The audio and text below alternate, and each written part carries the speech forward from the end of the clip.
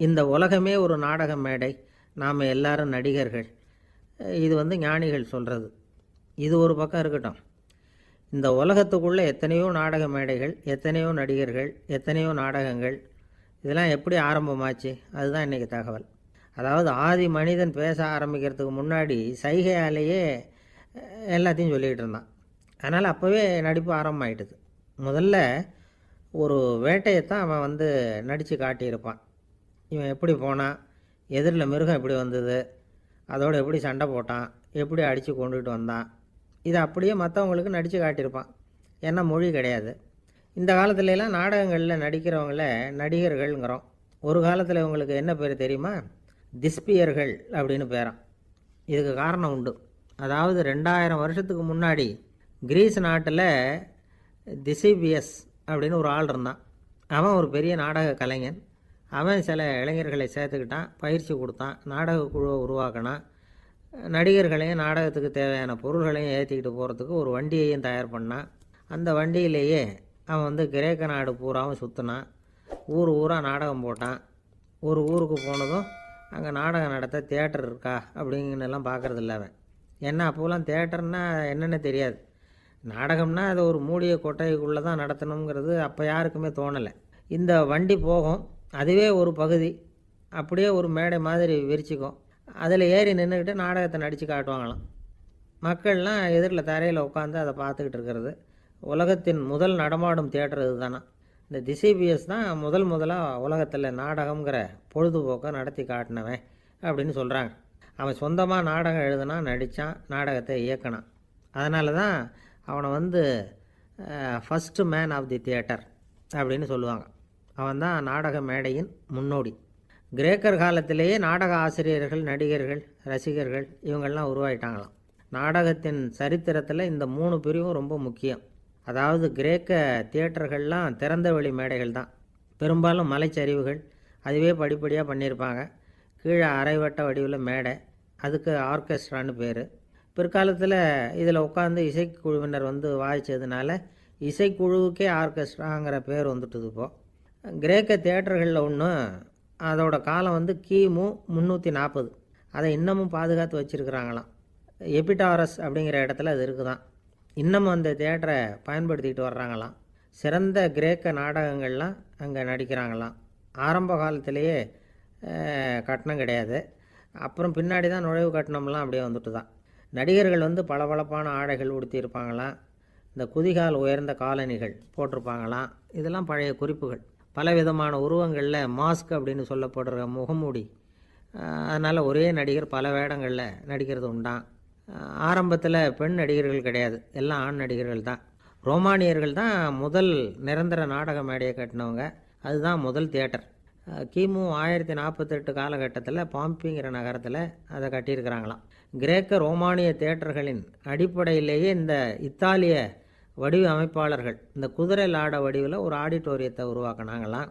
இப்படி அதை பற்றி நிறைய தகவல் இருக்குது. 1576 லண்டனில் இந்த வின்ஸ்பர்ரி, அப்புறம் இந்த பில்ட்ஸில், அப்புறம் ஜேம்ஸ் இப்படிங்கிறவர் முயற்சியால் தான் இங்கிலாந்தில் முதல் தியேட்டர் உருவாச்சான். அப்படி ஒருத்தர் இருந்தாராம். உலக நாடக மேடையின் வரலாறு இதுதான். அதாவது இப்போல்லாம் அறிவியல் வளர்ச்சி அதிகமாகிட்டுது. திரைப்படம், தொலைக்காட்சி எல்லாம் வந்தாச்சு. ஒவ்வொரு வீடுமே ஒரு குட்டி தியேட்டர் மாதிரி ஆகிட்டுது. தொலைக்காட்சி முன்னாடி உட்காந்து எழுந்திரிக்கவே மனசு வர்றதில்லை. ஒரு அம்மா ஒரு மனோதத்துவ டாக்டரை தேடிட்டு வந்தாங்களாம் இந்த காலத்தில். டாக்டர், எங்கள் வீட்டுக்காரர் எப்போ பார்த்தாலும் டிவி முன்னாடி உட்காந்துக்கிட்டு அதையே வெறிச்சு பார்த்துக்கிட்டு இருக்கிறார், உத்து பார்த்துக்கிட்டு இருக்கார், எனக்கு சந்தேகமாக இருக்குன்னாங்களாம். இது மனக்கோளாறு இல்லைங்க, ஆர்வக்கோளாறு, அவ்வளவுதான், இதுக்காக பயப்படாதீங்கன்னாரான் டாக்டர். அப்படி இல்லை டாக்டர், டிவி ஓடும் பொழுது நாம் எல்லாம் அதை பார்க்குறோம் சரி, ஆனால் அவர் அப்படி இல்லை, டிவியை நிறுத்தினதுக்கு அப்புறமும் அதையே உத்து பார்த்துட்டு உட்காந்துருக்கிறார், அதனால தான் சந்தேகப்பட்டு உங்ககிட்ட வந்தேன் அப்படின்னாங்களாம். ஒரு சின்ன பையன் வந்தான். அவனை பார்த்து ஒரு கேள்வி கேட்டோம். ஏன்ப்பா உங்கள் வீட்டில் அம்மா புத்திசாலியா அப்பா புத்திசாலியா அப்படின்னு. அவன் அலட்சியமாக நம்மளை பார்த்து சிரிக்கிறான். என்ன சார் இது, இந்த காலத்தில் இது கூட தெரியாமல் இருக்கிறீங்களே அப்படிங்கிறான். ஒரு சின்ன பையன் நம்மளை பார்த்து இப்படி கேட்டு விட்டானே அப்படின்னு நினைக்கிறப்போ நமக்கு ஒரு மாதிரி ஆகிடும். அதுக்கப்புறம்தான் இந்த தாத்தா பாட்டிலாம் சொல்கிற ஒரு கதை ஞாபகத்துக்கு வந்தது. அது என்ன கதை தெரியுமா? ஒரு ஊரில் ஒரு அம்மாவும் பிள்ளையும் இருந்தாங்களாம். அந்த மகனுக்கு திடீர்னு தேசாந்திரம் போய் வரணும்னு ஆசை வந்துட்டுது. ஊர் ஊராக போய் சுற்றி பார்க்கணுங்கிற ஆசை. அந்த அம்மாவுக்கு இது பிடிக்கல. மகனை பிரிஞ்சு இருக்கிறதுக்கு அவங்க மனசு இடம் கொடுக்கல. வேணாப்பான்னு சொல்லி பார்த்தாங்க, அவன் கேட்கல. திடீர்னு புறப்படவும் செஞ்சுட்டான். சரி, இனிமேல் அவனை தடுக்க முடியாதுன்னு முடிவு பண்ணிக்கிட்டாங்க அந்த அம்மா. இருந்தாலும் புத்திசாலித்தனமாக ஒரு யோசனை பண்ணாங்க. மகனை கிட்டத்தில் கூப்பிட்டாங்க. அவங்ககிட்ட சொன்னாங்க, இதை பாருப்பா, நீ தேசாந்திரம் போகிறதுன்னு தீர்மானம் பண்ணிவிட்ட, அதை நான் தடுக்கலை, போயிட்டு வந்துடும். ஆனால் போகிறதுக்கு முன்னாடி எனக்கு ஒரு வாக்குறுதி கொடுத்துட்டு போ அப்படின்னாங்க. போகிறப்போ ராத்திரியாக இருந்தாலும் பகலாக இருந்தாலும் சரி, புளிய மரத்து நிழலில் தான் தங்கணும். திரும்பி வர்றப்போ இரவும் பகலும் நீ வேப்ப மரத்து நிழல்லே தங்கணும் அப்படின்னாங்க. சரி, அப்படியே செய்கிறேன்னு சொல்லி வாக்குறுதி கொடுத்தான் பையன். புறப்பட்டு போனான். போகிற வழியில் புளிய மரத்து நிழல்லையே தங்கினான், தூங்கினான். அப்படி போய்கிட்டே இருந்தான். 7வது நாள் அவன் உடம்பு சுகமில்லாமல் போயிட்டுது. ரொம்பவும் பலவீனமாயிட்டான். இனிமேல் நடக்க முடியாதுங்கிற நிலைமை வந்துட்டுது. யோசித்து பார்த்தான். சரி, இதுக்கு மேலே போக வேண்டாம் அப்படின்னு முடிவு பண்ணிவிட்டு திரும்பி வர ஆரம்பிச்சிட்டான். திரும்பி வர்றப்போ வழியில் வேப்ப மரத்து நிழல்லையே தங்கி தங்கி வந்தான். நாளுக்கு நாள் உடம்பு சரியாக வந்துட்டுது. 7வது நாள் வீட்டுக்கு சேர்றான். உடம்பு பழையபடியே கலகலப்பாயிட்டுது. பூர்ண சுகம். தேசாந்திரம் போன பையன் திரும்பி வந்துட்டானே அப்படின்னு அந்த அம்மா ஆச்சரியப்படலை. ஏன்னா அவங்களுக்கு தெரியும் இப்படி ஆகும்னு. பையன் சீக்கிரமாக திரும்பி வரணுங்கிறதுக்காகத்தான் அவங்க அந்த யோசனையை சொன்னாங்க. என்ன விஷயங்கிறதையும் அவங்களே சொன்னாங்க. மகனே, புளிய மரத்து நிழல் உடம்புக்கு உஷ்ணத்தை கொடுக்கும், சீக்கம் உண்டாக்கும். அதனால் நீ தொடர்ந்து புளிய மரத்து நிழலில் தங்கினாவே நோய்க்கு ஆளாயிட்ட. அதனால் நல்ல பயணத்தை முடிச்சுக்கிட்டு திரும்பி வரணுங்கிற முடிவுக்கு வந்துட்ட. திரும்பி வர்றப்போ நீ தங்கினது வேப்ப மரத்து நிழல். அது உடம்புக்கு குளிர்ச்சியை தரக்கூடியது, நோயை தீர்க்கக்கூடியது. அதனால் சுகமாக வீட்டுக்கு சேர்ந்துட்ட. உன்னோட தேசாந்திர பயணத்தை தடுக்கிறதுக்காக தான் இப்படி பண்ணினேன் அப்படின்னாங்களாம் அந்த அம்மா. பார்த்தீங்களா அம்மாவோட புத்திசாலித்தனத்தை? அப்பாவாக இருந்தால் இப்படியா பண்ணுவார்? ஒரு அப்பா பையன்கிட்ட 10 ரூபா கொடுத்து இதை எடுத்துக்கிட்டு அடுத்த ஊருக்கு போய் அங்கே இருக்கிற மாமா கிட்ட இதை கொடுத்துட்டு வாடா, வழியில் எங்கேயாவது மரத்தடியில் படுத்து தூங்கி விடாதே அப்படின்னு எச்சரிக்கை பண்ணி அனுப்புனாராம். பையனுக்கு எச்சரிக்கையாக வாழறது எப்படிங்கிறத கற்றுக் கொடுக்கறதுக்காக இப்படி பண்ணார். அவன் பணத்தை வாங்கிக்கிட்டு போனான். அப்பா சொன்னதை மறந்துட்டு ஒரு மரத்தடியில் படுத்து தூங்கிட்டான். அவனுக்கு தெரியாமல் அவன் பின்னாடியே போன அப்பா அவன் கையில் இருந்த அந்த 10 ரூபாயை நைஸாக எடுத்துகிட்டு வந்துட்டார். அவன் பையில் தானே வச்சுருந்தான், அது தெரியாமல் எடுத்துகிட்டு வந்துட்டார். அவன் தூங்கிக்கிட்டு இருக்கான். எடுத்துகிட்டு ஒரு மறுபடியும் வீட்டுக்கு வந்துட்டார். பையன் முழிச்சுக்கிட்டு பையை தடவி பார்க்குறான், பணத்தை காணும். அழுதுகிட்டே திரும்பி வந்தான். அப்பா கிட்ட விஷயத்த சொன்னான். அப்பா சிரிச்சுக்கிட்டே சொன்னார், அதுக்கு தான்ப்பா ஆரம்பத்திலேயே எச்சரிக்கை பண்ணினேன், இனிமேலாவது நீ ஜாக்கிரதையாக இருக்கணும் அப்படிங்கிறதுக்காக தான் இப்படி பண்ணினேன். அந்த பணம் எங்கேயும் போயிடலை, நான் தான் அதை உனக்கு தெரியாமல் எடுத்து வச்சிருக்கிறேன். இதோ பாரு அப்படின்னு சொல்லிட்டு சைடு பாக்கெட்டில் கையை விட்டா அது ஓட்டையாக இருக்குது. அதை எவனோ ஏற்கனவே கத்திரிச்சு எடுத்துகிட்டு போயிட்டான். இப்போ அப்பா முகத்தில் அசடு வழிஞ்சுதான். ஒரு அரசனும் அமைச்சரும் ஒரு நாள் ரொம்ப சாவகாசமாக பேசிகிட்டு இருந்தாங்களாம். அரசன் அமைச்சரை பார்த்து ஒரு கேள்வி கேட்டிருக்கார். ஏங்க அமைச்சரே, ஆசை இல்லாத ஒரு மனுஷனால் இருக்க முடியுமா அப்படின்னு. ஏன் முடியாது, துறவி அப்படிங்கிறவங்கெல்லாம் அப்படிப்பட்டவங்க தானே அப்படின்னாராம் அமைச்சர். அவங்கெல்லாம் உண்மையிலேயே ஆசையை விட்டவங்க தானா அப்படின்னு கேட்டாராம் ராஜா. அப்படி தான் இருக்கணும் அப்படின்னாராம் அமைச்சர். அப்படின்னா ஆசையே இல்லாத ஒரு உண்மையான துறவியை நான் பார்க்கணுமேன்னார். அது என்ன பிரமாதம், அதுக்கு நான் ஏற்பாடு பண்ணுறேன் அப்படின்னு விட்டார் இவர். சொல்லிவிட்டு உடனே புறப்பட்டு போனார். அங்கங்கே தேடினார். அப்புறம் தான் அவருக்கு புரிஞ்சுது உண்மை துறவியை கண்டுபிடிக்கிறது எவ்வளவு கஷ்டமான காரியம்னு. இருந்தாலும் ராஜா கிட்ட சொல்லியாச்சே உண்மை துறவியை காட்டுறேன்னு. இப்போ என்ன பண்ணுறது? ராஜா கிட்ட சொன்னபடி நடக்கலைன்னா அவருக்கு கோபம் வந்துடும். அமைச்சர் ஒரு யோசனை பண்ணார். அவருக்கு ஒரு வழி தெரிஞ்சுது. அதுதான் சரின்னு முடிவு பண்ணார். அதாவது அந்த ஊரில் அவருக்கு தெரிஞ்ச நாடக நடிகர் ஒருத்தர் இருக்கிறார், நல்லா நடிப்பார். அவரை போய் பார்த்தார். இதை பாருப்பா, எனக்காக நீ ஒரு காரியம் செய்யணும்னார். என்னன்னு கேட்டார் அவர். நீ ஒரு துறவி மாதிரி கொஞ்சம் நேரத்துக்கு நடிக்கணும். ராஜா உன்னை பார்த்துட்டு போகிற வரைக்கும் நடி, அது போதும். அதுக்காக உனக்கு 10,000 ரூபா தரேன் அப்படின்னார். அவர் எந்த காலத்தில் இவ்வளவு பணத்தை மொத்தமாக பார்த்துருக்கார். அதனால் உடனே சரின்னு ஒத்துக்கிட்டார். அமைச்சர் அரண்மனைக்கு திரும்பி வந்தார். என்ன அமைச்சரே, இன்னுமா ஒரு உண்மையான துறவி கிடைக்கலன்னார். உண்மையான துறவி ஒருத்தரை இப்போ தான் கொஞ்ச நேரத்துக்கு முன்னாடி பார்த்து பேசிவிட்டு வர்றேன். அவர் நம்ம ஊருக்கு வெளியில் குளத்தங்கரையில் உள்ள ஒரு ஆலமரத்துக்கு அடியில் உட்காந்துருக்கிறார் அப்படின்னார் இவர். அப்படின்னா உடனே புறப்படுங்க அப்படின்னார் ராஜா. பரிவாரங்களோடு புறப்பட்டார். அங்கே அந்த மரத்தடியில் அந்த ஆள் வேஷம் போட்டுக்கிட்டு துறவி மாதிரி உட்காந்துருக்கிறான். ராஜா நேராக போனார். அந்த துறவி காலில் பொத்துன்னு விழுந்து வணங்கினார். உடனே ராணியும் அவர் காலில் விழுந்தாங்க. அடுத்தபடியாக அமைச்சர் விழுந்தார். அவருக்கு தெரியும் இது நம்ம ஆள் தான்னு. இருந்தாலும் என்ன பண்ணுறது, நேரம். அப்புறம் பரிவாரங்கள்லாம் துறவி காலில் விழுந்து ஆசீர்வாதம் வாங்கிட்டாங்க. ராஜா அப்புறமா தங்கத்தட்டில் பொன்னையும் பொருளையும் வச்சு அந்த துறவிக்கிட்ட ரொம்ப பணிவாக நீட்டுறார். தாங்கள் தயவு பண்ணி இதை ஏற்றுக்கணும் அப்படின்னு வேண்டிக்கிட்டார். அந்த துறவி பற்று இல்லாமல் அதை பார்த்தார். எல்லாத்தையும் திறந்துட்ட எனக்கு இதெல்லாம் எதுக்காக அப்படின்னு சொல்லி அதை மறுத்துட்டாராம். ஆஹா, உண்மையான துறவியை பார்த்துட்டோம் அப்படிங்கிற ஆனந்தம் அரசருக்கு. ரொம்ப நிம்மதியாக திருப்தியாக திரும்பி வந்தார் அரண்மனைக்கு. அதுக்கப்புறம் அமைச்சர் யாருக்கும் தெரியாமல் அந்த துறவிகிட்ட ஓடினார். சொன்ன பிரகாரம் பணத்தை நீட்டினார். இந்தப்பா, நான் உங்ககிட்ட சொன்னபடி 10,000 ரூபா பணம் எடுத்துக்கோ அப்படின்னார். அந்த ஆள் ராஜா கிட்ட சொன்னது மாதிரியே எல்லாத்தையும் திறந்துவிட்ட எனக்கு இதெல்லாம் எதுக்காக வேணாம் அப்படின்னு விட்டாரான். நடித்த வரைக்கும் போதும்ப்பா, இனிமேல் இந்த நாடக வசனம்லாம் வேணாம், வேஷத்தை கலைச்சிரு, பணத்தை வாங்கிக்கோன்னார். இல்லைங்க, இது வேஷம் இல்லை, இது வசனமும் இல்லை, இது உண்மை. கொஞ்ச நேரம் துறவி மாதிரி நடித்ததுக்கே இந்த தேசத்து ராஜா, ராணி, அமைச்சர், பரிவாரங்கள் எல்லாம் என் காலில் விழுந்து வணங்குறாங்க. அப்படின்னா உண்மையான துறவியாக இருக்கிறது எவ்வளவு பெருமையான விஷயம். நான் உண்மையான துறவியாக ஆக போகிறேன், அப்படி முடிவும் பண்ணிட்டேன் அப்படின்னார் அந்த நடிகர். வேஷம் கூட எப்படிப்பட்ட விளைவுகளை உண்டு பண்ணுது பார்த்தீங்களா. நம்மால் ஒருத்தன் ரொம்ப வசதியாக தான் இருந்தான். ஒரு நாள் அவன் சொத்து பூரா திருட்டு போயிட்டுது. அதுக்கப்புறம் இவன் துறவி மாதிரி ஆகிட்டான். ஊர் ஊராக சுற்றினான். ஒரு குருநாதரை தேடி கண்டுபிடிச்சான். அவர்கிட்ட சீடனாக சேர்ந்துக்கிட்டான். அவனை பார்த்து ஒருத்தர் கேட்டார், நீ உண்மையான சீடன் தானான்னு. இல்லைங்க, சீடன் மாதிரி நடிச்சுக்கிட்டு இருக்கிறேன் அப்படின்னா. அது குரு துரோகம் இல்லையா அப்படின்னு கேட்டார் அவர். இல்லைங்க, நான் பண்ணது குரு துரோகம் இல்லை, என் குரு பண்ணது தான் துரோகம். என்னுடைய பணத்தை கொள்ளையடித்தது இவர் தான். அதை எங்கே வச்சுருக்காருன்னு கண்டுபிடிக்கிறதுக்காக தான் இவர்கிட்ட வந்து சீடனாக சேர்ந்துருக்கிறேன் அப்படின்னா. ஒரு ஆள் இருந்தான், நிறைய பணம் சம்பாதிச்சான். ஆனால் செலவு பண்ண மனசு வரல, கருமி. அவன் என்ன பண்ணால், சேர்த்த பணம் பூராவையும் ஒரு மரத்தடியில் புதைச்சி வச்சுருந்தான். வாரத்துக்கு ஒரு தடவை அந்த மரத்தடிக்கு வருவான். புதைச்ச இடத்த ஆவலோடு பார்த்துக்கிட்டு இருப்பான். அதுக்கப்புறம் போயிடுவான். அவ்வளவுதான். ஒரு நாள் ஒரு திருடன் வந்தான். இவன் புதைச்சி வச்சுருந்ததெல்லாம் எடுத்துகிட்டு போயிட்டான்.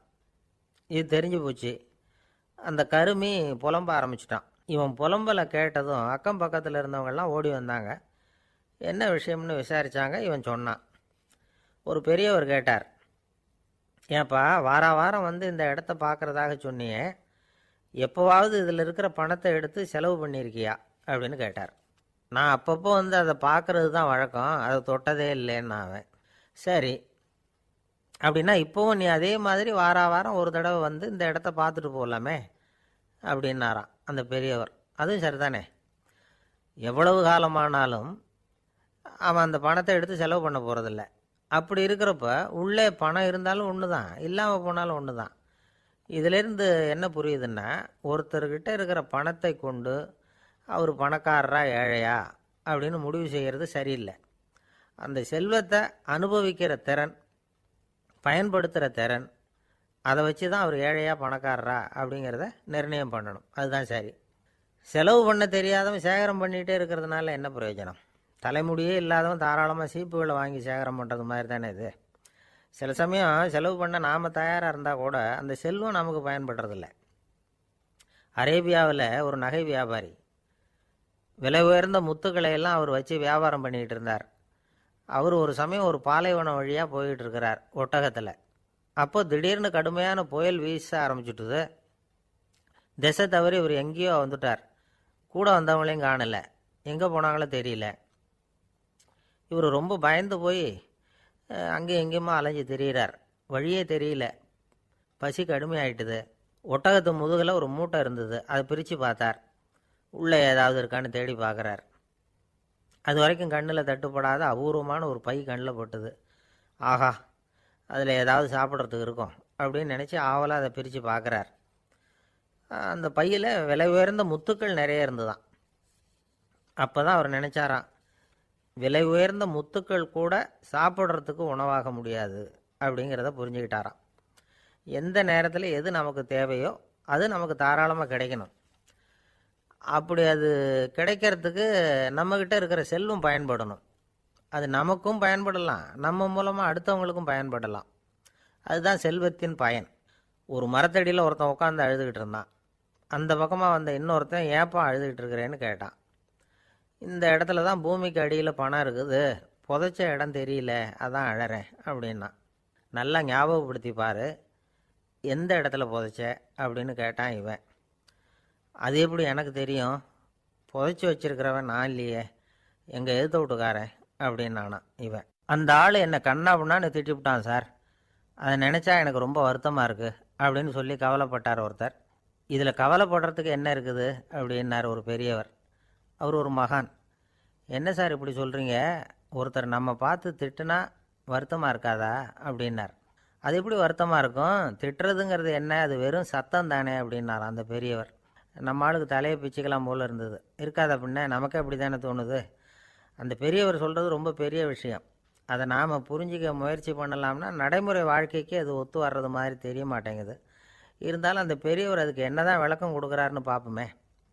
ஒரு ரயில் போயிட்டுருக்கு, அதில் ஒரு சாது போயிட்டுருக்கார். அந்த ரயில் அவர் ஹரித்வாரம் போயிட்டுருக்கார். அவர் ரயிலில் ஏகப்பட்ட கூட்டம். நம்ம ஊர் ரயில் கேட்க வேணும், டிக்கெட் வாங்கிட்டு கொஞ்சம் பேர், வாங்காத கொஞ்சம் பேர். அது என்னத்துக்கு அனாவசியமாக டிக்கெட் அப்படிங்கிற நினப்பில் பாதி பேர். இந்த கூட்டத்துக்கு மத்தியில் அந்த சாதுவும் போயிட்டுருக்கிறார். உட்கார்றதுக்காக இருந்த இடத்துல ஒரு ஆள் படுத்துருக்கிறான், கொஞ்சம் முரட்டு ஆசாமி. அவன் கால் பக்கத்தில் கொஞ்சோண்டு இடம் பாக்கி இருந்தது. அந்த இடத்துல இந்த சாது உட்காந்துருந்தார். மெதுவாக உட்காந்துக்கிட்டார் போய். ஆனால் அந்த ஆள் ராத்திரி பூரா இவரை காலால் உதச்சிக்கிட்டே இருக்கிறான். அது இவருக்கு ரொம்ப அவமானமாக பட்டுது. அதனால் துக்கம் ஏற்பட்டுது. இருந்தாலும் அதை ஒரு மாதிரியாக சகிச்சுக்கிட்டே இவர் வந்து சேர்ந்தார். பொழுது விடிஞ்சது. அந்த சாது ஹரித்வார் வந்து சேர்ந்தார். அங்கே ஒரு பெரிய ஞானியை சந்தித்தார். ராத்திரி ரயிலில் அந்த ஆள் உதைச்சதையும் அதனால் தனக்கு ஏற்பட்ட துக்கத்தையும் இந்த சாது அந்த ஞானிகிட்ட சொன்னார். சொல்லிவிட்டு, ஏன் சுவாமி, எனக்கு துக்கம் ஏற்பட்டதே அது தப்பா அப்படின்னு கேட்டார். தவறு தான்னார் அந்த ஞானி. உனக்கு இன்னமும் தேக அபிமானம் போகலைங்கிறது தான் அது காட்டுது. அஷ்டாவக்ரர் என்ன சொல்கிறார் தெரியுமா, உண்மையான ஞானி யாராவது தன்னை வந்தனை செய்தால் அதற்காக சந்தோஷப்பட மாட்டார், யாராவது நிந்தனை செய்தால் அதற்காக வருத்தப்பட மாட்டார் அப்படின்னு சொல்கிறார். நிந்தனைங்கிறது ஒரு ஒலி தான். தேகாபிமானம் இருக்கிற வரைக்கும் இந்த ஒலி நம்மளை வேதனைப்படுத்தும். நான் தேகம் இல்லை, ஆத்மா அப்படிங்கிற நினைவு இருந்தால் இந்த ஒலி நம்மளை பாதிக்காது. மனு என்ன சொல்கிறார் தெரியுமா, ஒரு சாதகன் பாராட்டுதலை விஷம்னு நினச்சி பயப்படணும், அவமானத்தை அமிர்தம்னு நினச்சி சந்தோஷப்படணுங்கிறார். அவமானப்பட்டால் கவலைப்படாமல் எப்படி இருக்க முடியும் அப்படின்னு தான் நமக்கு தோணும். அதனால தான் நம்மளில் யாரும் இதுக்கு உதாரணமாக யாரையும் காட்ட முடியல. புத்தரையும் கபீரையும் உதாரணமாக காட்டுறாங்க. அவங்களுக்கெல்லாம் அவமானம் ஏற்பட்டப்போ கவலையே படலையாம். புத்தரை அவமானப்படுத்தணுங்கிறதுக்காக கௌசாம்பி ராணி ஒரு இளம் பெண்ணை கொலை பண்ணி சடலத்தை புத்தர் குடிசைக்கு முன்னாடி போட சொன்னார். போட்டாங்க. புத்தர் தான் அந்த பொண்ணை கெடுத்து கொலை பண்ணிவிட்டாருன்னு எல்லாரும் நினச்சாங்க. ஆனால் புத்தர் இதை பற்றி கவலையே படலை. அப்புறமா உண்மை தெரிஞ்சதும் புத்தர் புகழ் இன்னும் அதிகமாயிட்டுது. ஒரு பெரிய சபையில் ஒரு மோசமான பொண்ணு நுழைஞ்சி தனக்கும் கபீருக்கும் சம்பந்தம் உண்டுன்னு சொன்னார். கபீர் கவலைப்படலை. அவங்க மாதிரியெல்லாம் நாமளும் இருக்க கற்றுக்கணும். நிந்தனை, அபகீர்த்தி, அவமானம் எல்லாம் ஆண்டவன் கொடுக்குற பிரசாதம்னு நினைக்கணும் அப்படின்னு சொல்கிறார் அந்த ஞானி. இதை கேட்ட இந்த காலத்து ஆசாமி ஒருத்தர், நான் கூட அப்படி தான் சார், யாராவது அவமானப்படுத்தினா கவலைப்பட மாட்டேன். நேற்று கூட ஒருத்தர் என்ன பலார்னு அரைஞ்சுட்டார், நான் கொஞ்சம் கூட கவலைப்படலை, பேசாமல் வந்துட்டேன்னார். ஏன் அப்படி வந்துட்டீங்க அப்படின்னு. அவர் அரைஞ்சதுலேயும் ஒரு அர்த்தம் இருந்தது, அதனால தான் அப்படி வந்துட்டேன்னார். ஏன் அரைஞ்சாருன்னு கேட்டேன். 10 வருஷத்துக்கு முன்னாடி 15 ரூபா அவர்கிட்ட கடன் வாங்கினேன், அதை கேட்டு கேட்டு பார்த்துட்டு கடைசியாக தான் அரைஞ்சார் அப்படின்னார். ஆண்டவனுடைய பிரசாதம் இவருக்கு அடிக்கடி கிடைக்கும் போல இருக்கு. ஒரு பல்கலைக்கழகம், அங்கே ஒரு இலக்கிய பேராசிரியர், அவர் பாடம் நடத்திக்கிட்டு இருந்தார். ராபர்ட் ப்ரௌனிங் எழுதிய கவிதைகளை பற்றி சொல்லிகிட்டு இருக்கிறார். மாணவர்களும் ரொம்ப அக்கறையாக அதை கேட்டுக்கிட்டு இருக்கிறாங்க. ஒரு குறிப்பிட்ட கவிதையை பற்றி சொல்லும் பொழுது அந்த பேராசிரியருக்கே ஒரு சந்தேகம். அதாவது அந்த கவிதையின் சரியான அர்த்தம் என்னங்கிறதுல சந்தேகம். பேராசிரியர் யோசனை பண்ணார். அந்த கவிதையை முழுசாக புரிஞ்சிக்க முடியல. அதனால் மாணவர்களை பார்த்து சொன்னார், மாணவர்களே, ஒரு நாள் பொறுத்துக்குங்க. இந்த கவிதையை எழுதின கவிஞர் எங்கள் வீட்டுக்கு பக்கத்தில் தான் இருக்கிறார். இன்றைக்கி சாயந்தரம் நான் அவரை நேரிலேயே போய் பார்க்குறேன். பார்த்து இதுக்கு என்னங்க அர்த்தம்னு கேட்டுக்கிட்டு வந்துடுறேன். அதுக்கப்புறம் உங்ககிட்ட சொல்கிறேன் அப்படின்னாராம். அன்றைக்கி சாயந்தரமே அந்த பேராசிரியர் கவிஞரை தேடிக்கிட்டு போயிட்டார். கவிஞர் அவங்க வீட்டில் அவர் பாட்டு உட்காந்துருந்தாராம். இவர் போய் அவர் முன்னாடி உட்காந்தார். அப்புறம் கேட்டார், ஐயா, அந்த கவிதையின் முழு பொருள் என்னன்னு தெரிஞ்சுட்டு போகிறதுக்காக வந்திருக்கிறேன் அப்படின்னாராம். எந்த கவிதை அப்படின்னாராம் அவர். இவர் அந்த கவிதையை சொல்லியிருக்கார். கவிஞர் கொஞ்சம் யோசனை பண்ணிவிட்டு அப்புறம் சொன்னாராம், பேராசிரியரே, நீங்கள் கொஞ்சம் தாமதமாக வந்துட்டீங்கன்னாராம். இவருக்கு ஒன்றும் புரியல. நீங்கள் என்ன சொல்கிறீங்க? நான் தாமதமாக வந்துட்டேன்னா? நீங்கள் தான் உயிரோடு இருக்கிறீங்களே, அப்படி இருக்கும்பொழுது நான் தாமதமாக வந்துவிட்டேன்னா அது எப்படி அப்படின்னு இவர் குழம்பியிருக்கிறார். இப்போ கவிஞர் சொன்னாராம், ஐயா, நான் உயிரோடு இருக்கிறேன்னா இல்லையாங்கிறது முக்கியம் இல்லை. நான் அந்த கவிதை வரிகளை எழுதினப்போ 2 பேருக்கு அதோட அர்த்தம் தெரிஞ்சிருந்தது. இப்போ ஒரே ஒருத்தருக்கு தான் அதோட அர்த்தம் தெரியும் அப்படின்னாராம். பேராசிரியர் யோசனை பண்ணியிருக்கார். அப்படின்னா அந்த ஒருத்தர் கவிஞர் ராபர்ட் ப்ரௌனிங்கை தவிர வேறு யாராக இருக்க முடியும்? இவர் தான் அப்படிங்கிறத அவர் மனசில் நினச்சிக்கிட்டார். அதனால் சொன்னார், ஐயா, நான் தாமதமாக வரல, அந்த கவிதையின் பொருள் என்ன அது சொல்லுங்கன்னார். பேராசிரியரே, நான் சொல்கிறது உங்களுக்கு புரியலன்னு நினைக்கிறேன்.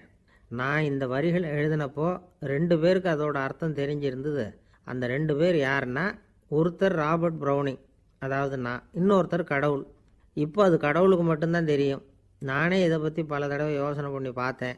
இது ரொம்ப அழகானது, ஆனாலும் ரொம்ப வழுக்கலானது. அதை பிடிச்சிட்டோம்னு நினச்சிக்கிட்டு இருக்கும் பொழுதே காற்று மாதிரி அது உங்ககிட்ட இருந்து ஓடி போயிடுது. எனக்கு ரொம்பவும் வருத்தமாக தான் இருக்குது. நிச்சயமாக நான் தான் இந்த வரிகளை எழுதியிருக்கிறேன்.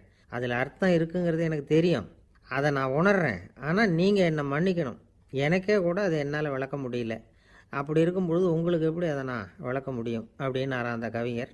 அனுபவிக்கப்படக்கூடிய எல்லாமே விளக்கப்படக்கூடிய ஒன்றல்ல, விளக்கப்படும் எல்லாமே அனுபவிக்கப்படக்கூடிய ஒன்றல்ல அப்படிங்கிறது ஞானிகளுடைய கருத்து. அதுக்காக தான் அந்த சம்பவம். வாழ்க்கையில் நீங்கள் தொடர்ந்து ஆய்வு செய்து கொண்டே இருக்கக்கூடிய விளக்கங்களை ஒருபோதும் அடைய முடியாத பரிமாணங்கள் இருக்கிறதுனால தான் அது அலுப்பு தட்டாமல் இருக்குது. உங்களால் நிறைய அனுபவிக்க முடியும்.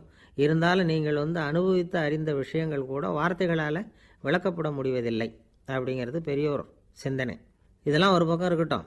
நமக்கு தெரிஞ்ச பேராசிரியர் ஒருத்தர் 1 மணி நேரம் ரொம்ப விவரமாக வகுப்பு எடுத்தார். கடைசியாக சொன்னார், மாணவர்களே, ரொம்பவும் எளிமையாக விளக்கமாக எல்லா விவரமும் சொல்லியிருக்கிறேன். அதனால் இதில் உங்களுக்கு சந்தேகம் வர்றதுக்கு வாய்ப்பே இல்லை. இருந்தாலும் கேட்க வேண்டிய கடமை கேட்குறேன். இது வரைக்கும் நடத்தினதில் யாருக்காவது ஏதாவது சந்தேகம் உண்டா அப்படின்னு கேட்டாராம். எனக்கு ஒரே ஒரு சந்தேகம்தான் சார் அப்படின்னு எழுந்திரிச்சு நிற்கிறான் ஒருத்தன். என்னன்னு கேட்டாராம். இது வரைக்கும் நீங்கள் என்ன பாடம் சார் நடத்துனீங்க அப்படின்னானா அவன். அம்மாக்காரங்களுக்கு அடிக்கடி ஏற்படுற கவலை ஒன்று உண்டு. அதாவது குழந்தை சரியாக சாப்பிட மாட்டேங்குதே அப்படிங்கிற கவலை. இவங்கெல்லாம் ஒரு விஷயத்தை நல்லா புரிஞ்சுக்கணும். குழந்தைகள்ங்கிறவங்க பெரியவங்க மாதிரி இல்லை. அவங்க கடிகாரத்தில் மணியை பார்த்துட்டு சாப்பிட்றதுக்கு உட்கார்ற ரகம் கிடையாது. பசிச்சா சாப்பிடுவாங்க, இல்லைன்னா விளையாடுவாங்க, அல்லது தூங்குவாங்க. அது புரியாமல் அவங்கள கட்டாயப்படுத்தி அல்லது மிரட்டி சாப்பிட வைக்கிறது ரொம்ப தப்பு. ஒரு 8 மாத குழந்தைக்கு 3 மணி நேரத்துக்கு ஒரு தடவை பசிக்கும். அந்த நேரம் பார்த்து சாப்பாடு கொடுத்தா அடம் பண்ணாமல் அது பாட்டுக்கு சாப்பிட்ரும். அதே குழந்தைக்கு 1 வயசு ஆகிறப்போ 4 மணி நேரத்துக்கு ஒரு தடவை பசிக்கும். இந்த வயசில் இயற்கையாகவே பசி குறைஞ்சிருக்கும். அது புரியாமல் என் குழந்தை முன்னாடி மாதிரி இப்போ சரியாக சாப்பிட மாட்டேங்கிறான் அப்படின்னு சில பேர் டாக்டர்கிட்ட போய் சொல்லிக்கிட்டு இருப்பாங்க. இன்னொரு விஷயம், ஒரு குழந்தைக்கு வயசு அதிகமாகிற வேகத்துக்கு உடம்பு எடையும் அதிகமாகிக்கிட்டே போகாது. உடம்பு எடை அதிகமாகிற வேகம் குறைஞ்சிக்கிட்டே வரும். 6 மாத குழந்தைக்கு ஒரு வாரத்தில் 150 கிராம் எடை கூடும். ஒரு வயசில் வாரத்துக்கு 71 கிராம் எடை கூடும். இது புரியாமல் அதிகமாக சாப்பாட்டை கொடுத்து குழந்தைய கஷ்டப்படுத்தக்கூடாது. ஏன்னா அளவுக்கு மீறின உணவு அஜீரணத்தை உண்டு பண்ணிவிடும். குழந்தைக்கு ஒரு தட்டில் கொஞ்சமாக ஆகாரத்தை வச்சு கொண்டுகிட்டு போய் கொடுக்கணும். மலை மாதிரி குவிச்சு வச்சா அதை பார்த்ததுமே பசி அடங்கி போயிடும். அடித்து மிரட்டி பயமுறுத்தி குழந்தைய சாப்பிட வைக்கிற பழக்கம் இருக்குது பாருங்கள். அதுக்கு ஃபுட் ஃபோர்ஸிங் அப்படின்னு பேர். இப்படி பண்ணுனா குழந்தைக்கு சாப்பாட்டில் விருப்பம் குறைஞ்சிரும். அதை கண்டாவே வெறுக்க ஆரம்பிச்சிடும். அது மாதிரி உளம் சார்ந்த பசிக்குறைவு, சைக்கோஜெனிக் அனோரெக்சியா, அது ஏற்படுமா. சாப்பாடுங்கிறதே ஒரு தண்டனை மாதிரி தோணும். குழந்தைகளுக்கு பிடிச்ச மாதிரியான ஆகாரத்தை கொடுக்கணும். சத்து அதிகம் இருக்குங்கிறதுக்காக அதுக்கு பிடிக்காத ஆகாரத்தை கொடுத்து கட்டாயப்படுத்தக்கூடாது. குழந்தைகளுக்கு 2 வயசு ஆகிறப்போ இயற்கையாகவே எதிர்மறை குணம் உண்டாகும். அதாவது அந்த எதிர்மறையாக பேசுறது, இது மாதிரி சமயங்களில் நாம் என்ன சொல்கிறோமோ அதுக்கு நேர்மாறாக நடந்துக்கும். ஏட்டிக்கு போட்டி, சாப்பிட சொன்னால் விளையாட போகும், விளையாட சொன்னால் சாப்பாடு கேட்கும். இதை புரிஞ்சுக்கிட்டு நடந்துக்கணும். குழந்தை சொன்ன பேச்சை கேட்கலேன்னு கோவப்படக்கூடாது. குழந்தை வளர வளர பிடிவாத குணம் வர்றது சகஜம். கேட்டதை வாங்கி கொடுத்தா தான் சாப்பிடுவேன் அப்படின்னு பிடிவாதம் பண்ணும். வாங்கி கொடுத்துடுறது தான் உத்தமம். நீங்களும் அதுக்கிட்ட பிடிவாதம் பண்ணிகிட்டு இருக்கக்கூடாது. ஏன்னா கேட்டது கிடைக்கலையேங்கிற ஏமாற்றம் கூட குழந்தையோட பசியை குறைச்சிரும். கேட்டது கிடைச்சிட்டா பசி அதிகமாகும், கொடுத்ததை மலமலன்னு சாப்பிட்றோம். குழந்தைகளுக்கு கண்ட கண்ட நேரத்தில் சாப்பிட்றதுக்கு எதையாவது வாங்கி கொடுத்துக்கிட்டு இருந்தால் சாப்பாட்டு நேரத்தில் சாப்பிடாமல் அடம் பண்ண ஆரம்பிச்சிடும். பள்ளிக்கூடம் போகிற பிள்ளைங்க காலை உணவை சரியாக சாப்பிட மாட்டாங்க. அச்சம், அவசரம், பரபரப்பு இதெல்லாம் தான் காரணம். பள்ளிக்கு புறப்படுறதுக்கு ஒரு 3/4 மணி நேரத்துக்கு முன்னாடியே சாப்பாடு போட்டுருங்க, அது சரியாக போடும். படிக்கிற குழந்தைகள் உடல் சோர்வு, மனச்சோர்வு இது காரணமாக கூட சாப்பிட மறுக்கிறது உண்டு. இப்போ உதாரணமாக சாயந்தரம் விளையாடி விட்டு வீட்டுக்கு வந்ததும் சாப்பிட சொன்னால் வேணாம்பாங்க. இது உடல் சோர்வு. ரொம்ப நேரம் வீட்டு பாடங்களை செஞ்சு முடித்த கையோடு சாப்பிட சொன்னாலும் அவங்களால சரியாக சாப்பிட முடியாது. இது உளச்சோர்வு, அதாவது மனச்சோர்வு. இதை தவிர குழந்தைகளுக்கு உடல் நலக்குறைவு ஏற்பட்டால் கூட சாப்பிட மறுக்கிறது உண்டு. சில மருந்து மாத்திரைகள் கூட பசியை குறைச்சிரும். அதனால் சரியாக தெரிஞ்சுக்கிட்டு குழந்தைகளை சாப்பிட வைக்கணும். அது புரியாமல் கையில் சாப்பாட்டு தட்டை வச்சுக்கிட்டு குழந்தைகளை விரட்டிக்கிட்டு அலையக்கூடாது. ஒரு சின்ன பையன் சொன்னான், எங்கள் அம்மா சாப்பாடு போடுறது தெரிஞ்சால் நான் உடனே வீட்டை விட்டு வெளியில் ஓடி போடுவேன் அப்படின்னா. ஏன் அப்படி பண்ணுறேன்னு கேட்டோம். எங்கள் அப்பா கூட அது மாதிரி தான் சார் பண்ணுவார் அப்படிங்கிறான். பந்திக்கு முந்தர ஆசாமிகள் நம்மளில் பல பேர் உண்டு. அப்படி முந்தறதுக்கு கூட முயற்சி பண்ணுறவங்க நிறைய பேர் இருக்கிறாங்க. இதில் என்ன ஒரு விஷயம்னா, பந்திக்கு முந்துறது கூட தப்பு இல்லை. ஆனால் அப்படி ஒரு விருந்தில் ஆளாக போய் உட்காந்து சாப்பிட்டா கூட வெளியில் வர்றப்ப என்ன பெரிய விருந்து வச்சுட்டான், சாம்பாரில் உப்பு இல்லை, ரசத்தில் காரம் இல்லை அப்படின்னு குறை சொல்லிகிட்டே வர்றது இருக்குது பாருங்கள். அது சரியில்லை, நாகரிகமும் இல்லை. கல்யாண பத்திரிகையில் என்ன போட்டிருக்குது, என் பொண்ணுக்கும் இன்னார் பையனுக்கும் கல்யாணம், எல்லாரும் குடும்பத்தோடு வந்திருந்து மணமக்களை ஆசீர்வதிக்கணும், இப்படி தானே போட்டிருக்கோம். குடும்பத்தோடு விருந்து சாப்பிட்டு சாப்பாடு எப்படி இருக்குன்னு அபிப்பிராயம் சொல்லிவிட்டு போங்க அப்படின்னா போட்டிருக்கு கல்யாண பத்திரிகையில். ஒருத்தர் வீட்டு விசேஷத்துக்கு போயிருக்கோம்னா எவ்வளவோ அசௌகரியங்கள் நமக்கு ஏற்படலாம். ஏராளமான கூட்டம் வந்திருக்கும். எல்லாரையும் அவங்க தனித்தனியாக கவனிச்சிக்கிட்டு இருக்க முடியாது. நாம் தான் அனுசரித்து நடந்துக்கணும். நாமளாக போய் வாழ்த்த வேண்டியவங்களை வாழ்த்தி விட்டு சேரணும். அதை விட்டுட்டு பத்திரிக்கை கொடுத்தானேன்னு போனேன், கவனிப்பே சரியில்லை அப்படின்னு புலம்பிக்கிட்டு இருக்கக்கூடாது. ஒரு விருந்துக்கு போனால் அங்கே எப்படி நடந்துக்கணும் அப்படிங்கிறத பற்றி கூட அனுபவசாலிகள் சில விவரங்கள்லாம் சொல்லியிருக்கிறாங்க. இந்த காலத்தில் கல்யாணம், பிறந்த நாள், அது இதுன்னு நிறைய விருந்துகள் நடக்குது. அதெல்லாம் எதுக்காக? மனித உறவுகளை வளர்த்துக்கிறதுக்காக தான், வேறு எதுக்கு? ஒரு விருந்துக்கு போனால் அமைதியாக பொறுமையாக போய் உட்காரணும். அடித்து பிடிச்சிக்கிட்டு இடத்த பிடிக்க போகிறேன் அப்படின்னு நிற்கக்கூடாது. முதல் பந்தி நடந்துக்கிட்டு இருந்தால் அது முடிஞ்சு இலை எடுத்து சுத்தம் பண்ணதுக்கு அப்புறம் போய் உட்கார்றது தான் நாகரீகம். இலை எடுக்கிறதுக்கு முன்னாடியே அங்கே போய் உட்காந்தா நல்லா இருக்காது. நீங்கள் சாப்பிட்டுட்டு உட்காந்துருக்கீங்களா, சாப்பிட்றதுக்கு உட்காந்துருக்கீங்களா, பார்க்குறவங்களுக்கு சந்தேகம் வந்துடும். அதே மாதிரி இலையில் எல்லா ஐட்டமும் பரிமாறினதுக்கு அப்புறம் சாப்பிட ஆரம்பிக்கணும். ஒவ்வொரு ஐட்டமாக வைக்க வைக்க நாம் பாட்டுக்கு எடுத்து உள்ளே தள்ளிகிட்டே இருந்தோம்னா எதை வச்சோம் எதை வைக்கலன்னு பரிமாறினவரே குழம்பி போயிடுவார். ஏன்னா எப்போ பார்த்தாலும் இலை காலியாகவே இருக்கும். சாப்பிட்றப்போ உங்கள் சாப்பாட்டையே நீங்கள் கவனிக்கணும். அடுத்தவங்க இலையில் என்ன இருக்குது, பக்கத்தில் இருக்கிறவர் எதை அதிகமாக சாப்பிட்றார், இதெல்லாம் நமக்கு என்னத்துக்கு?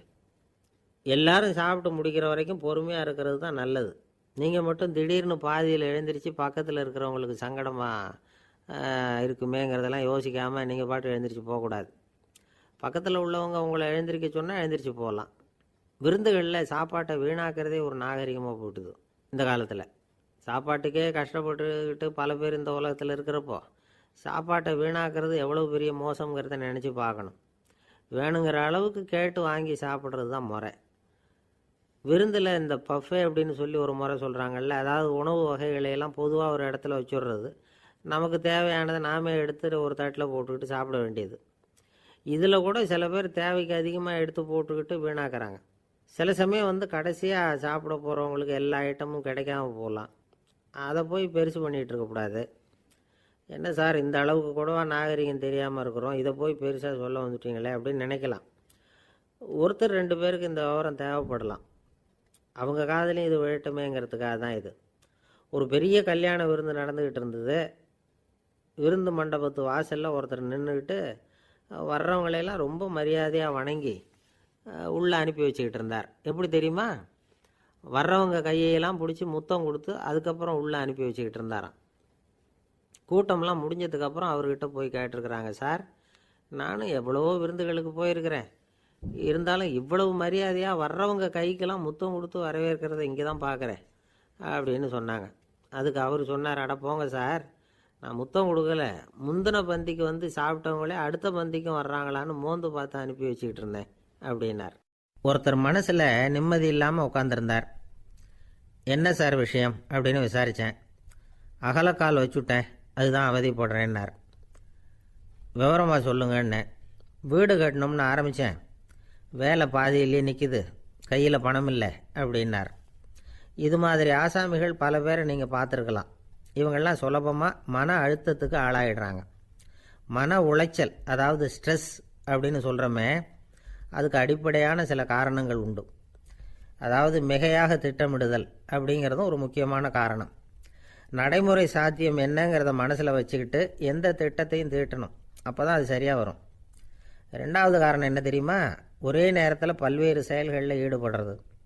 தொலைபேசியில் பேசிக்கிட்டே கையில் இருக்கிற கடிதத்தை படிச்சுக்கிட்டே எதிரில் உட்காந்துக்கிட்டு இருக்கிறவருக்கும் அப்பப்போ பதில் சொல்லிக்கிட்டு மனசில் பல்வேறு சிந்தனைகளை அப்படியே ஓட விட்டுக்கிட்டு இருக்கிறது, இதுவும் மன அழுத்தத்தை உண்டாக்குது. 3வது காரணம், எதிலேயும் வெற்றி மட்டும் எதிர்பார்க்குற ஒருதலைப்பட்சமான ஆர்வம். நாம் தொட்டதெல்லாம் வெற்றியாகவே முடியணும் அப்படின்னு எதிர்பார்க்குறவங்க ஏதாவது ஒன்றில் தோல்வியை கண்டால் தோண்டு போயிடுறாங்க. எப்படியும் முடியலாம்ங்கிற எண்ணம் ஏற்கனவே நமக்குள்ளே இருந்துட்டுதுன்னா அந்த அவஸ்தை வராது. அதனால் அதுவும் நம்ம வளர்த்து கொள்ள வேண்டிய ஒரு குணம். மன உளைச்சல் ஏற்படுறதுக்கு இன்னொரு காரணம், எதையும் வேகமாக செஞ்சுடணும் அப்படிங்கிற துடிப்பு. அந்த துடிப்பே மனசை அழுத்த ஆரம்பிச்சிடும். எந்த ஒரு காரியத்திலையும் தாமதமோ இடையூறோ ஏற்பட்டால் அதை பொறுத்துக்கிற மனப்பக்குவம் வேணும். அது இல்லாதவங்க அழுத்தத்துக்கு ஆளாயிடுறாங்க. சில பேர் வேலைன்னு எந்த நேரம் பார்த்தாலும் வேலையே கதின்னு கிடப்பாங்க. பொழுதுபோக்குக்கோ உடற்பயிற்சிக்கோ குடும்பத்தில் உள்ளவங்க அல்லது நண்பர்கள் கூட கலந்துரையாடவோ கொஞ்சம் கூட நேரம் ஒதுக்க மாட்டாங்க. இந்த சுபாவம் மன அழுத்தத்தை உண்டு பண்ணும். இதையெல்லாம் புரிஞ்சுக்கிட்டு அதிலிருந்து விடுபடுறது எப்படின்னு யோசிக்கணும். வல்லுநர்கள் இது தொடர்பாக சில யோசனைகளை சொல்லி வச்சுருக்கிறாங்க. அது என்னென்னா, வாழ்க்கைங்கிறது பிரச்சனைகளால் பின்னப்பட்ட ஒன்று, அது எப்போவுமே முடிவடையாத ஒரு தொடர்கதை அப்படிங்கிறத முதல்ல நாம் புரிஞ்சுக்கணும். ஒரே நேரத்தில் ஒரு காரியத்தில் மட்டுமே நாம் கவனம் செலுத்தணும். அடுத்தவங்க காரியத்தில் தலையிடக்கூடாது. எதையும் பேச ஆரம்பிக்கிறதுக்கு முன்னாடி நம்மை நாமே கேட்டுக்க வேண்டிய கேள்வி 2. 1, நான் சொல்ல போகிறது ரொம்ப முக்கியமானதா? 2வது, நான் சொல்கிறத அவங்க கேட்குறதுக்கு ஆசைப்படுறாங்களா? நான் பேசுகிறதுக்கு அது சரியான நேரம் தானா? இதை யோசித்து பார்த்ததுக்கப்புறம் எதையும் பேச ஆரம்பிக்கணும். முடிஞ்ச அளவுக்கு வளைந்து போகிற சுபாவத்தை வளர்த்துக்கணும். நம்ம நேரம் விலை மதிப்பு இல்லாதது, அதை வீணாக்கக்கூடாது. சிரிக்க தெரியலைன்னாலும் பரவாயில்ல, முகத்தில் கொஞ்சம் புன்முறுவலாவது காட்டணும். இதெல்லாம் ரொம்ப முக்கியம். அடுத்தவங்க ஏதாவது செஞ்சால் உடனே நன்றி சொல்ல மறக்கப்படாது. தினமும் கொஞ்சம் நேரத்தை தனிமையில் செலவு பண்ணணும். மன உளைச்சலிருந்து விடுபடுறதுக்கு 3 முக்கிய வழிகள் சொல்கிறாங்க. அதை சுருக்கமாக ரெட் அப்படின்னு சொல்கிறாங்க. RED ஆங்கில எழுத்தில். அந்த முதல் எழுத்து ஆர், அது என்னென்னா ரிலாக்ஸேஷன், அதாவது இடை ஓய்வு. 2வது E எக்ஸர்சைஸ், உடற்பயிற்சி. 3வது டயட், திட்டமிட்ட உணவு முறை. அதனால் தியானம், மூச்சு பயிற்சி இதெல்லாம் இந்த இடை ஓய்வுக்கு வழிகள். எந்த வேலையையும் தொடர்ந்து செய்யக்கூடாது. எல்லார்கிட்டையும் கலகலப்பாக பழகணும். மாதத்துக்கு ஒரு நாளாவது குடும்பத்தோடு வெளியில் போயிட்டு வரணும். சுலபமான உடற்பயிற்சிகளை செய்யலாம். உடற்பயிற்சிங்கிறது நமக்காக நாம் செய்கிற ஒரு நீண்டகால முதலீடு அப்படின்னு சொல்லுவாங்க. அதாவது லாங் டேர்ம் இன்வெஸ்ட்மெண்ட்டாக. அளவோடு சாப்பிட்ணும், மெதுவாக சாப்பிட்ணும். இதெல்லாம் கொஞ்சம் மனசில் வச்சுக்கிட்டு நடந்துக்கிட்டால் மகிழ்ச்சியாக வாழலாம். சில பேர் சாப்பாட்டு விஷயத்தில் ரொம்ப அக்கறை எடுத்துக்கிறது உண்டு. ஒரு குண்டு ஆசாமி சாப்பிட உக்காந்தார். முதல்ல ஒரு மாத்திரை சாப்பிட்டார். எதுக்குன்னு கேட்டோம். பசி எடுக்கிறதுக்குன்னார்.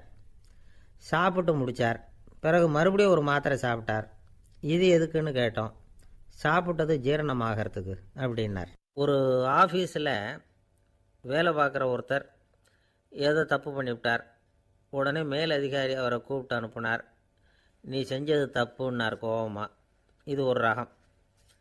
சில அதிகாரிகள் இப்படி நீங்கள் செஞ்சது தப்புன்னு சொல்கிறதில்ல, நீங்கள் செஞ்சது சரி அப்படின்னு சொல்கிறதில்ல. எப்படி சொல்லுவாங்கன்னா, நீங்கள் செஞ்சது சரியில்லைன்னு நான் நினைக்கிறேன் அப்படின்னு சொல்லுவாங்களாம். அதாவது சில பேர் நீங்கள் செஞ்சது தப்புங்கிறாங்க, அதையே மாற்றி சொல்கிறாரு இவர், நீங்கள் செஞ்சது சரியில்லைன்னு நினைக்கிறேன். இது ரெண்டும் அர்த்தம் ஒன்று தான், இருந்தாலும் வார்த்தைகள் வித்தியாசம். நிர்வாக திறமை இல்லாத ஒரு அதிகாரி யூ ஆர் ராங் அப்படின்னு சொல்லுவாராம். நிர்வாக திறமை உள்ள அதிகாரியாக இருந்தால் அதையே கொஞ்சம் மாற்றி I think you are not correct அப்படிம்பாரான். இதுதான் வித்தியாசம். இருந்தாலும் வார்த்தைகளை உபயோகப்படுத்துகிற விதத்தை வச்சு தான் வேலை நல்லா நடக்கிறதும் நடக்காததும் இருக்குது. விவரம் தெரிஞ்சவங்க என்ன சொல்கிறாங்க தெரியுமா? Be a leader not a boss அப்படிங்கிறாங்க. ஒரு லீடராக பாஸாக இருக்காதே அப்படிங்கிறாங்க. சரி, அப்படின்னா லீடருக்கும் பாஸுக்கும் வித்தியாசம் உண்டா அப்படின்னு கேட்டால் இருக்குன்னு சொல்கிறாங்க. லீடருங்கிறவர் வேறு, பாஸுங்கிறவர் வேறு. ஒரு லீடர் எப்படி நடந்துக்குவார், ஒரு பாஸ் எப்படி நடந்துக்குவார், இதை முதல்ல நாம் தெரிஞ்சுக்கணும். அவங்க எப்படி நடந்துக்குவாங்க அப்படிங்கிறதுக்கு சில விவரங்கள் இருக்குது. அதை கேட்டோம்னா நாம் புரிஞ்சுக்கலாம் அதை. அதாவது பாஸுங்கிறவர் விரட்டிக்கிட்டே இருப்பார், லீடருங்கிறவர் ஊக்கப்படுத்திக்கிட்டே இருப்பார். நாளைக்கு சாயந்தரத்துக்குள்ளே அந்த வேலையை செஞ்சு முடிக்கலைன்னா தொலைச்சி விடுவோம் தொலைச்சி அப்படிம்பார் அவர். இவர் எப்படி சொல்லுவார்னா, இது வரைக்கும் நீங்கள் செஞ்சுருக்கிற வேலை ரொம்ப அற்புதம் அப்படிம்பார். பாஸுங்கிறவர் அதிகாரத்தை நம்பி செயல்படுறவர், லீடருங்கிறவர் நல்லெண்ணத்தை நம்பி செயல்படுறவர். நம்மக்கிட்ட அதிகாரம் இருக்குது, பவர் இருக்குது, அதனால் காரியத்தை சாதிச்சுடலாம் அப்படின்னு நினைக்கிறவர் அவர். மற்றவங்கக்கிட்ட ஒரு நல்ல அபிப்பிராயத்தை சம்பாதிச்சுக்கிட்டு அது மூலமாக காரியங்களை சாதிக்கிறவர் இவர். பாஸுங்கிறவர் பயத்தை உண்டு பண்ணுவார், லீடருங்கிறவர் அன்பை பரவ செய்வார். அதை செய்யலைன்னா ஆடிட்டில் தகராறாயிடும், இது செய்யலைன்னா இன்க்ரிமெண்ட்டு கட் ஆகிடும், இப்படி ஏதாவது சொல்லி பயமுறுத்திக்கிட்டே இருப்பார் அவர். இவர் அப்படி இல்லை. உடம்பு இப்படி இருக்குது, வீட்டில் எல்லோரும் சௌக்கியமாக இருக்கிறாங்களா, ஆஃபீஸில் எல்லாம் வசதியாக இருக்குதா, நான் ஏதாவது உதவி செய்யணுமா அப்படின்னு அன்புக்கு முக்கியத்துவம் கொடுப்பார். பாஸுங்கிறவர் எதுக்கெடுத்தாலும் நான் சொல்லிக்கிட்டு இருப்பார், லீடருங்கிறவர் நாமன்னு சொல்லிக்கிட்டு இருப்பார். பாஸுங்கிறவர் தப்புக்கு காரணம் யாருன்னு பார்ப்பார், லீடருங்கிறவர் தப்பு என்னன்னு பார்ப்பார். இதுதான் ரெண்டு பேருக்கு வித்தியாசம். The boss shows who is wrong, the leader shows what is wrong அப்படின்னு சொல்லுவாங்க. இந்த காரியம் எப்படி செய்யப்பட்டிருக்கு அப்படின்னு தெரிஞ்சுக்கிறவர் பாஸ். இந்த காரியத்தை எப்படி செய்யணும்னு செஞ்சு காட்டுறவர் லீடர். பாஸுங்கிறவர் பணியாளர்களை திட்டுவார், லீடர் மரியாதைக்குரியவராக நடத்துவார், அதுக்குரியவராக அவர் நடந்துக்குவார். செய்கிற வேலையை ஒரு சுமையாக நினைக்க வைக்கிறவர் பாஸ், செய்கிற வேலையை ஒரு சந்தோஷமாக ஆக்கிறவர் லீடர். ஒரு முதலாளியாக இருக்கிறவர் அல்லது ஒரு நிர்வாகியாக இருக்கிறவர் இது மாதிரியான நுணுக்கங்களையெல்லாம் தெரிஞ்சு வச்சுக்கிறது நல்லது. ஒரு பாஸ் இருக்கார், அவர் ஒரு நாள் ரொம்ப பெருமையாக தன்னோட ஆஃபீஸை பற்றி பேசிக்கிட்டு இருந்தார். எனக்கு கீழே 200 பேர் வேலை செய்கிறாங்க சார், நான் ஒரு கோடு கிழிச்சா அவங்க அதை தாண்டாத அளவுக்கு நான் நடந்துக்கிறேன் சார் அப்படின்னார் அவர்.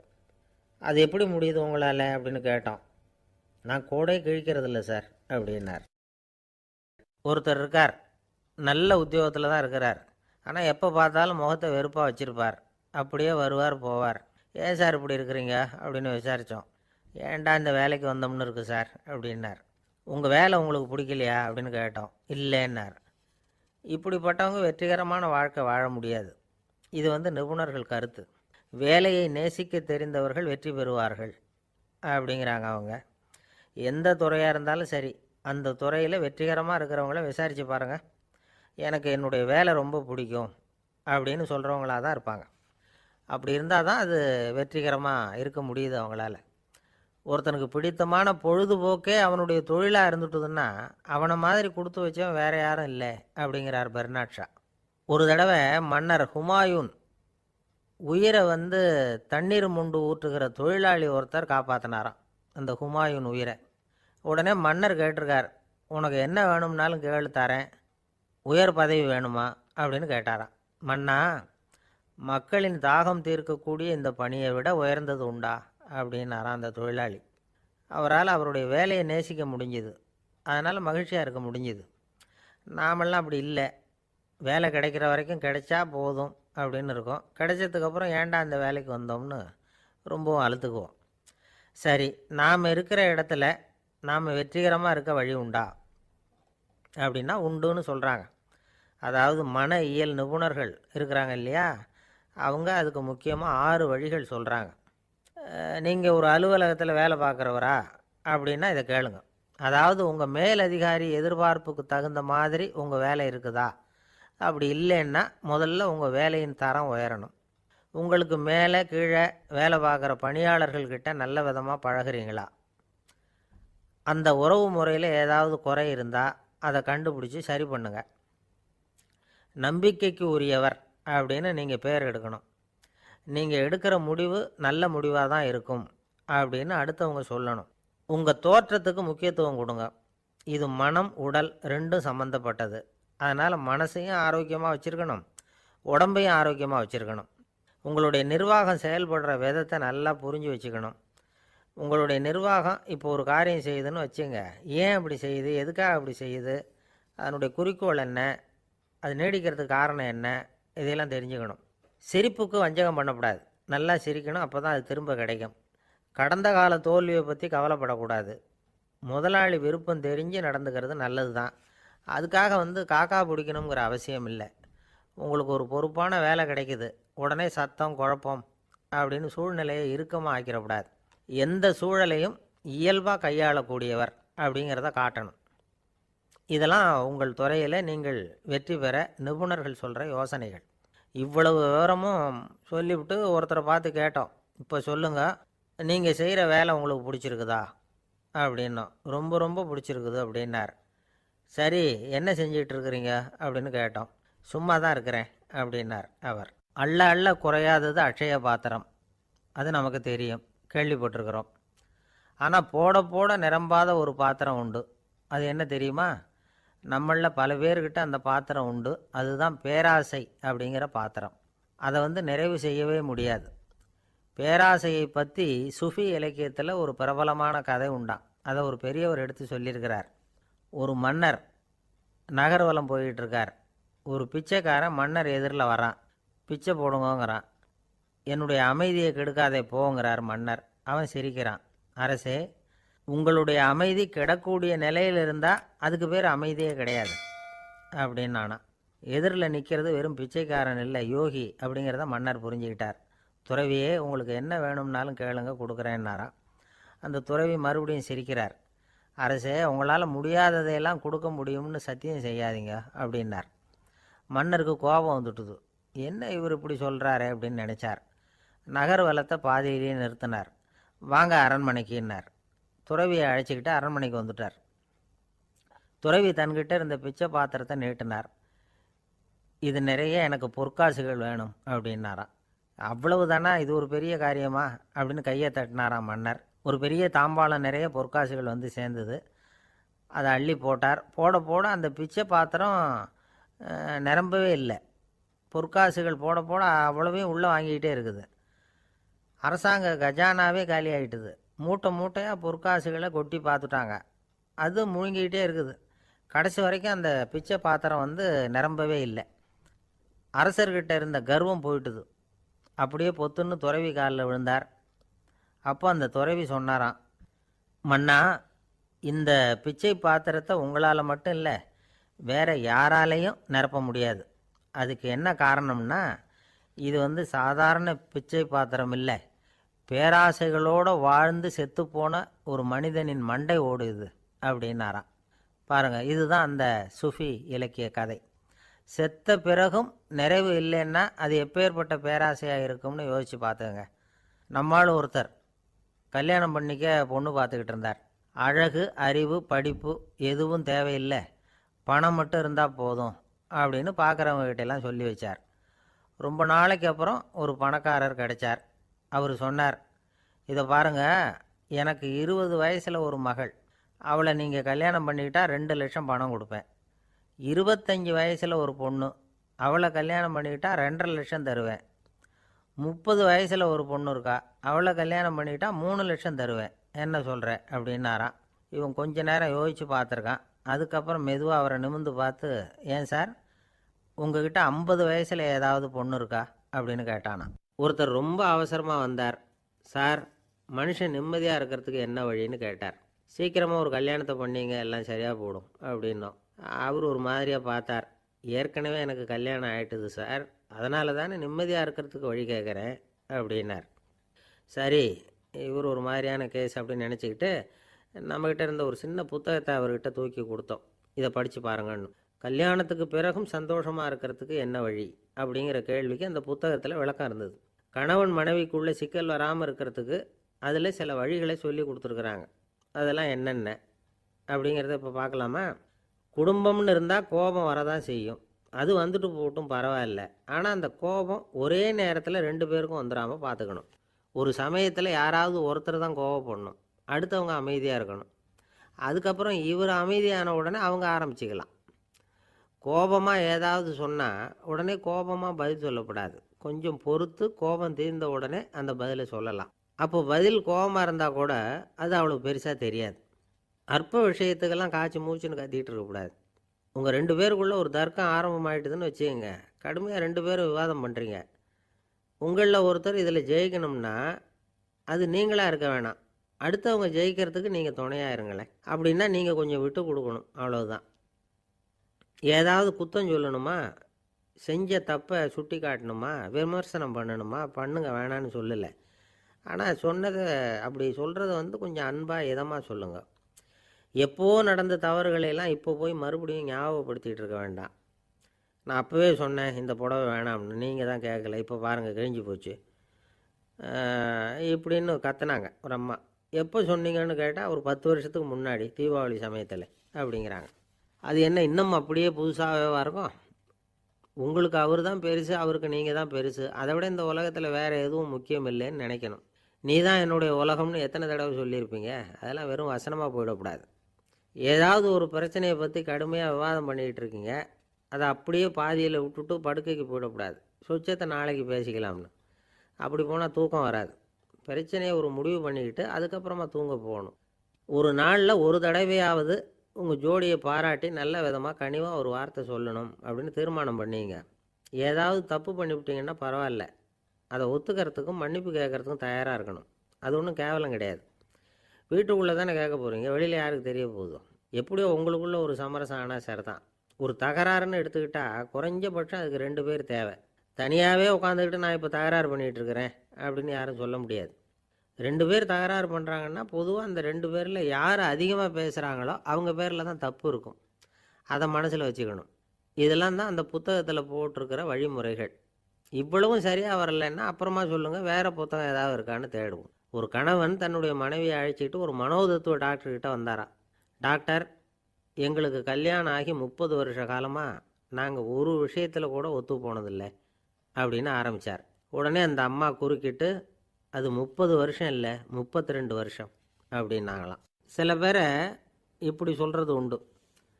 அடுத்தவங்களை அனுசரித்து நடந்துக்க தெரியல, அவன் என்ன சார் மனுஷன் அப்படிம்பாங்க. சக மனிதர்களோடு எப்படி பழகிறது அப்படின்னு தெரியாததுனாலேயே பல பேர் இன்றைக்கி சங்கடப்பட்டுக்கிட்டு இருக்கிறாங்க. வசதி வாய்ப்பெல்லாம் சரியாக இருக்கும், ஆனால் வாழ்க்கை சரியாக இருக்காது. இன்னொருத்தர்கிட்ட எப்படி பேசுறது பழகிறதுங்கிறது தெரியாததுனால தான் இந்த அவஸ்தை. சரி, இந்த அவஸ்தை இல்லாமல் வாழறது எப்படி? இதுக்கு அனுபவசாலிகள் சில வழிமுறைகளை சொல்கிறாங்க. அதெல்லாம் என்னென்னங்கிறத இப்போ தெரிஞ்சுக்குவோம். முதல்ல நம்ம நாக்கு நம்ம கண்ட்ரோலில் இருக்கணும்.